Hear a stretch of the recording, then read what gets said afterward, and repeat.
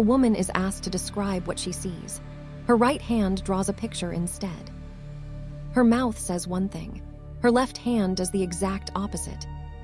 In the 1960s, surgeons cut the bridge between the two halves of the brain. The patient seemed completely normal until scientists looked closer.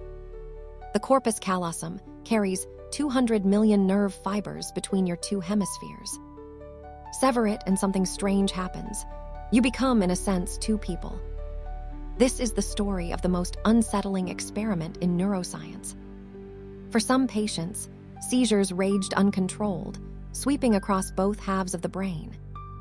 Doctors had a radical idea: cut the connection and stop the electrical storm. The corpus callosum is the largest bundle of nerves in the human body. It links the left and right hemispheres into one working system.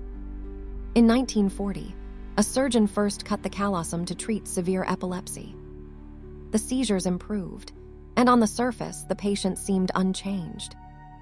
For 20 years, no one understood what had truly been divided. Sperry was a neurobiologist obsessed with how the brain wires itself. Gazzaniga was his young graduate student, hungry to test the human mind. The trick was the wiring of the eyes. It hides an elegant secret. Your left visual field is processed by your right hemisphere. Your right visual field is processed by your left hemisphere. So they could feed information to just one half of the brain. The first patient was known by his initials, W. A word flashed to the left of a dot, to his right hemisphere. He said he saw nothing. His speaking brain was blind to it. But his left hand reached out and picked the correct object. One half of him knew, the other half had no idea. For most people, language lives in the left hemisphere alone.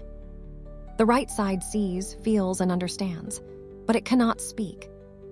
Roughly 95% of right-handed people process language on the left. So they tested it further. What could the silent right brain do? Show the right hemisphere a spoon, and the left hand can find it.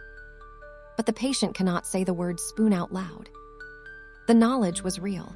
It simply could not reach the voice. In 1981, Roger Sperry won the Nobel Prize for this work. He showed each hemisphere a different picture at the same time. The right brain saw a snow scene. The left brain saw a chicken claw. The patient chose a shovel with the left hand, a chicken with the right. Then they asked him why he picked those two things. His talking left brain had no idea about the snow.